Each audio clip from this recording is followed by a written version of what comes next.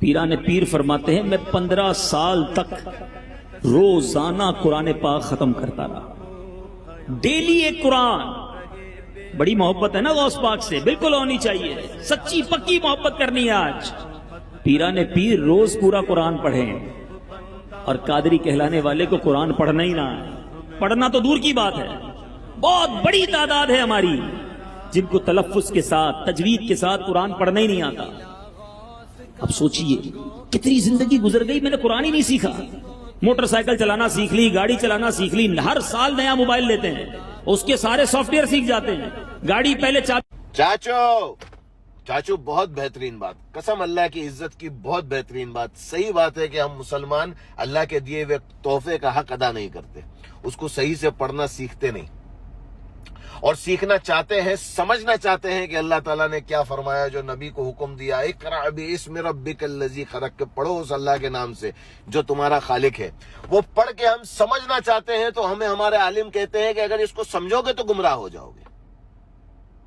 لیکن انسان اس کے اوپر سوال نہیں کرتا۔ چاچو مرسیڈیز چلانے سیکھ لیا، بائک چلانے سیکھ لیا، سافٹ ویئر چلانے سیکھ لیا، ارے ایک اپنے بچے کو اگر اسکول میں مدرسے میں ڈالنا ہو نا تو اس کا سٹیٹس تک کا چیک کرتا ہے کہ دوسرے بچے کون سے سٹیٹس کے آتے ہیں، کہ کہیں میرے بچے کا سٹیٹس خراب نہ ہو جائے، کہیں اس کا مستقبل خراب نہ ہو جائے، کہیں وہ غلط صحبت میں نہ پڑ جائے۔ لیکن اسی بچے کی آخرت کے بارے میں اگر وہ عالم سے سوال کرنا چاہتا ہے تو ساتھ میں بیٹھے ہوئے لوگ بولتے ہیں ارے اللہ توبہ توبہ، اتنا بڑا گستاخ عالم صاحب سے پوچھ رہا ہے۔ ارے چاچو عالم سے نہیں پوچھیں گے تو کس سے پوچھیں گے،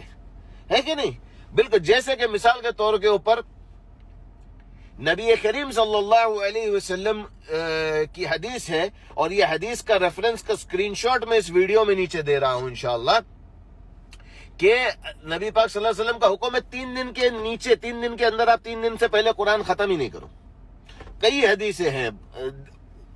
الگ الگ محدثوں کی، میں ساروں کے ریفرنس انشاءاللہ تعالیٰ ابھی اسکرین شاٹ نیچے دے رہا ہوں۔ اب میرا یہ دل نہیں مانتا چاچو کہ مفتی اعظم اس زمانے کی حضرت عبد القادر جیلانی رحمت اللہ علیہ، وہ عبد القادر جیلانی رحمت اللہ علیہ جو اللہ کے پیارے ہیں، وہ عبد القادر جیلانی رحمت اللہ علیہ جو دین کی تبلیغ اس طریقے سے کیے کہ ہزاروں کو مسلمان کر دیے، وہ عبد القادر جیلانی رحمت اللہ علیہ جن کی ولایت کے اوپر کسی کو شک نہیں،